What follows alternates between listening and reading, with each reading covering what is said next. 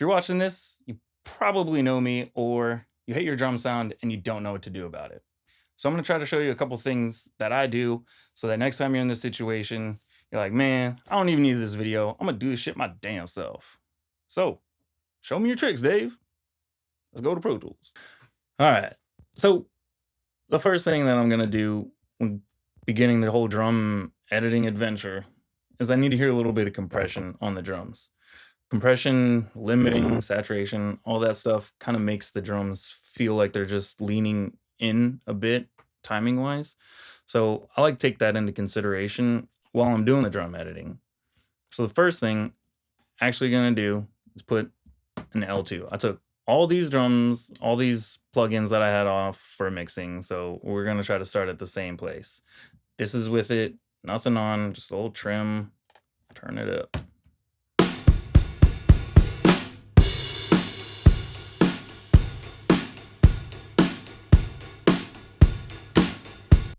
Sounds actually pretty good for being no plugins and real drums. So I'm gonna put the L2 on there. It's an easy thing. Here, I'll just undo these things. I don't even know really where it went.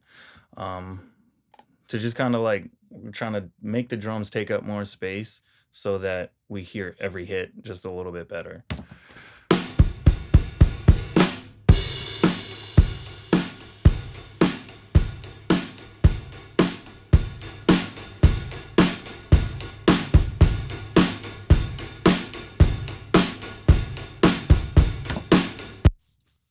Cool. So that sounds bigger, right? Not too much louder, a little bit louder. But now we can actually kind of hear what's going on with the drums a little bit. So the next step I'm going to do is put some gates on these drums. I like every hit to be super intentional. So when we're hearing the editing, if each one is just punching through a little bit harder, it just makes us hear each of the edit points a little bit stronger. So we're just gonna turn on these SSL channels and the gates just for the snare and the kick. You can check these out. You can copy these if you want. I don't know if they'll work, but it's basically just a gate going pretty heavy on the range. And you'll see it. We'll listen to it now with these couple gates and compressors on.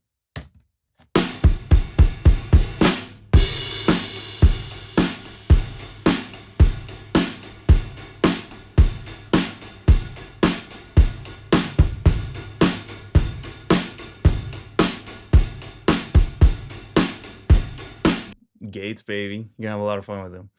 So that's about what all I'm gonna really do for the actual sound of it, because we're not really mixing, we're just doing the drum editing. But I believe you gotta do a little bit of sound work before you get into the drum editing. So these sound pretty good. I don't sound perfect, but now we can at least get on with the drum editing. We'll work on this hook that we've got selected right here. So I've got a group already. We'll just make a new one for educational purposes. Select all the drums, Apple G, we'll call drums. I've done this like 5 times. Well, okay, so we got a group. And now we're gonna work just on this hook. I'm gonna hit B to break the region, so we're only worrying about these 8 bars. I like to use Beat Detective for the drum editing. Some people use Elastic Audio. Beat Detective is kind of what I was shown in the first place. And when I A/B the two sounds, because I've edited a lot of drums in my time, when I A/B the two, Beat Detective just has a little bit more of a choky sound because all the fades and everything kind of just like being wish-wash, and it almost kind of gives it like a punchier, as forgive me for saying punchier, than the Elastic Audio. But the Elastic Audio will sound smoother. It's just sometimes I can hear the hi-hat or like the cymbal getting wishy-washy. Beat Detective though, it just gives it like a, I don't know, more of a gated sound, and it's just something that I prefer. Keeps it a little bit trashier. I think it maybe holds up to the plugins better. Who knows? I could just be BSing, but this is the way I do it. So let's go to Beat Detective. Beat Detective looks pretty scary, but it doesn't have to be. It really isn't. We're not going to worry about this top one, bar beat, marker generation. Not going to worry about groove template extraction. We're just going to worry about these bottom three. So, clip separation. Boom. Next section. Selection. Start 66, 74. Oh man, that's not where we're at. We're at bar 38 and 46. So if we hit capture selection, now Beat Detective is looking at 38 and 46. Good. So next, analysis, enhanced resolution, that's fine. You can hit analyze. Now we got all these markers. So pretty. But we're going to do it a little bit more professional. We're not going to just hit analyze on all of them. Only going to focus on the kick in and the snare top. It's the closest to the actual drum hit or the foot pedal when the drummer was playing. So we're going to option click, deselects everything in the group. We're going to hit Apple, click for kick in, and then we're going to keep holding Apple for snare top and click. So now we're only looking at the kick in and the snare top. Now we can hit analyze. Move this sensitivity fader all the way to the left. Nothing's there. Move it over to the right. We get all the hits that we're looking for. Now, I'll zoom in a little bit closer. You can see here, we've got some like hi-hat bleed coming through. This will select it by accident, but we don't want that. That's bad. So we're gonna back off of that. Background like, yeah, 18, that looks fine. So now it's just those kicks and the snares that are being marked for a marker point. So we can hit separate. Oh, but that's only gonna separate the kick in and the snare top. We need to do the whole group, right? We need to do all of them, silly. So our group is still on. We're now going to hit shift, click that.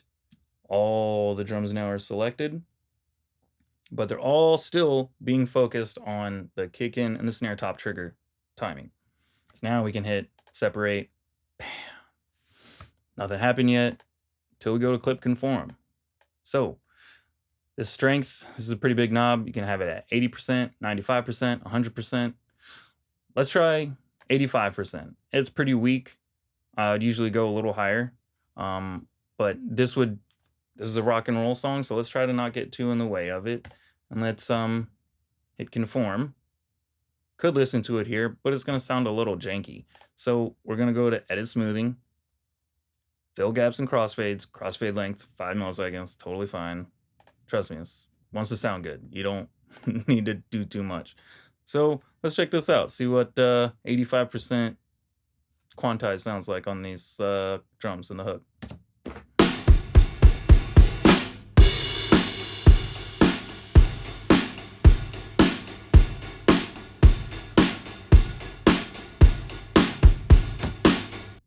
Sounds pretty good. Let's listen with the track. It's usually a little bit better to hear with the whole track. We'll just focus on the band. Still the 85%, same play.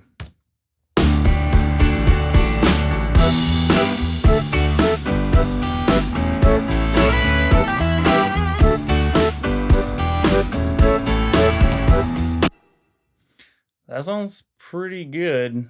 I mean, we can now, if you want, we could hear 100%, see if that sounds any better. We can select that. We're going to hit B. I'm going to do all the same steps again. Clip separation. Deselect and do kick in, snare top. Boom. We can get a little bit faster and faster. Boom. And select the rest of those. Separate. Going to hit conform. Do this at 100%. Conform. Edit smoothing.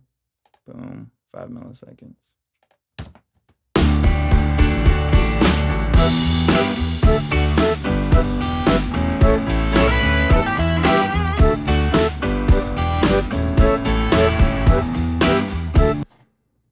I mean, you got to kind of watch it with the quantize because it does always sound better when you hear it quantized harder and harder. But you can still steal a lot of the human feel element away from it. Otherwise, you just use a drum machine, right? So I usually try to find that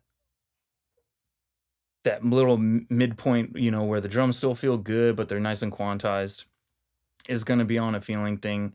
I mean, if you do the 100% throughout the whole song, it's gonna feel very corporate, and you just artists might not really like it. People might get stale of the song because they're just like, oh, it might just feel a little too robotic. Something else I want to show you real quick is drum fills. When we're recording drums, I usually like to tell the drummer to not replay the same fill if he can twice, to kind of just try as many different fills as possible in the takes. So that way later when we're going through this drum editing stuff, we can kind of steal any fill from any section and throw it in somewhere else. It's kind of amazing how well that works. So I'll play what we got here.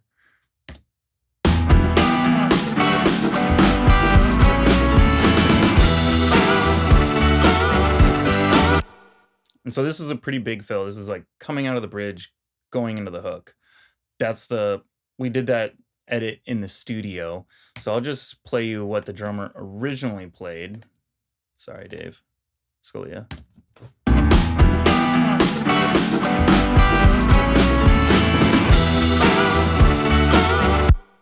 It's cool fill. It's an important part of the song, and we just really wanted to make sure that whatever fill we had was the best.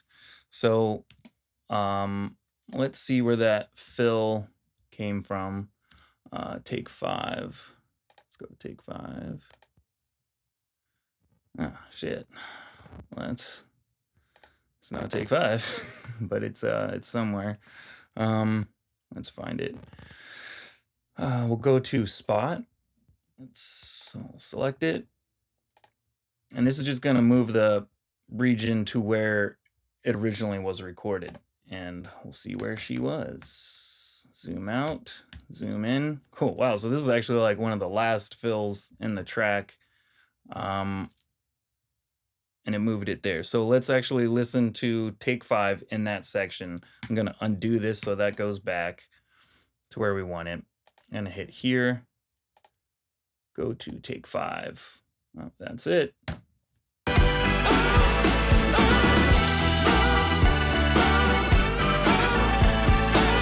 Rockin'. So what we did is we took that little section, this right here, and we flew that to this guy over here. So we kept the beginning part of the fill from take 7 and then switched it to take 5 from a totally different part of the song, which is pretty cool. That's why it's important to get pretty isolated tracks. If there was a guitar amp in the room and that was going through the overhead mics, this would not work at all. And you would hear a bunch of weird like phasing stuff because there'd be 2 different guitar parts happening. So that's why isolation is super important for when recording drums and recording anything. It gives you way more possibilities in the editing later. And I want to show you one more thing. So imagine if, let's say, the drummer hits the kick and the crash at the same time, but he doesn't hit them at the same time and they kind of flam. What do? They need to happen at the same time. You want the kick drum and the crash to happen at the same time, but they don't. So you could move the kick drum microphones closer to the downbeat where the crash happens. That is one way of doing that.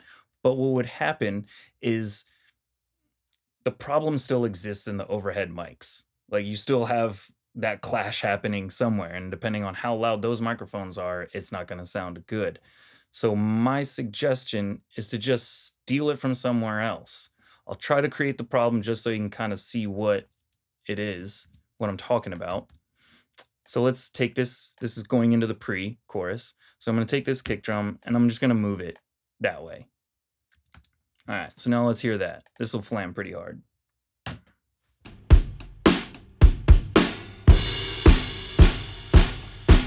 Like, that doesn't sound good. Now, if I move this, it'll be fine in the overheads because I created this problem.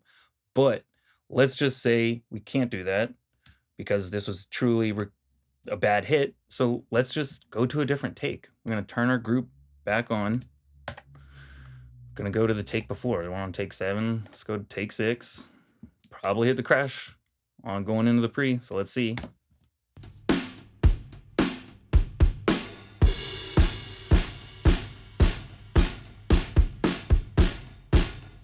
Dope, he definitely hit the crash. Now, if we just took the first one, you might hear the edit point because the crash is just gonna have a different decay to it every time. So I would steal that drum section probably for about 2 bars until the cymbal decays fully. We should give it 2 bars. That should be about enough. We'll see. So we copied that, pasted that onto our take 12 here.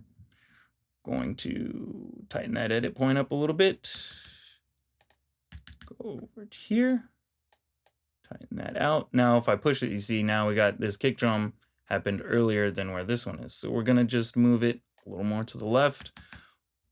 See if we hear it.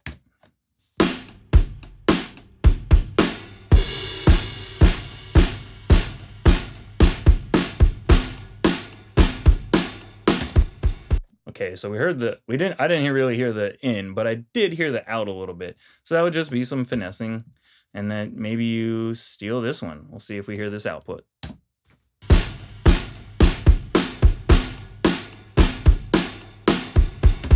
And you still kind of hear that a little bit. So maybe I'd try, just keep moving snares, keep moving to the next kick, try different ones.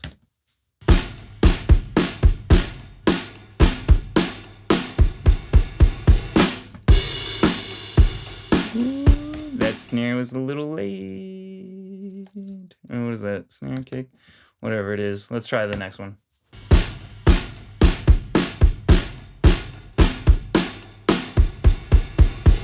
Hey, I didn't hear it. Here, I'll try it one more time. Check the in, check the out, see if you hear it.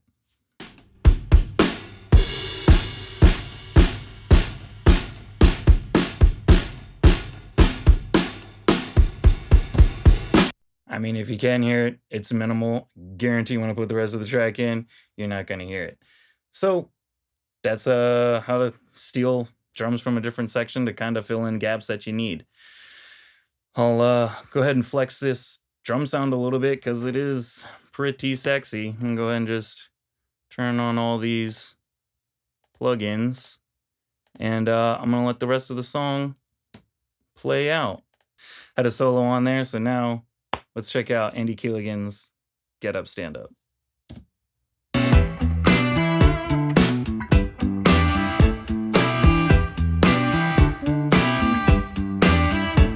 Let's put Andy in. You've changed. Now I just don't feel the same. With you feeling you needed somebody new. When you're raging 'cause change is just not for you. You gotta get up, stand up, be a man and lead.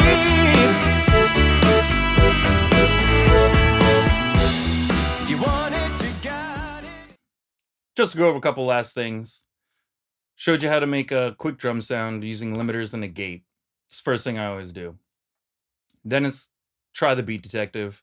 Try it at 95%, try it at 100%, see if it's working. If it does, awesome. Move on to the next part, which would be drum fills.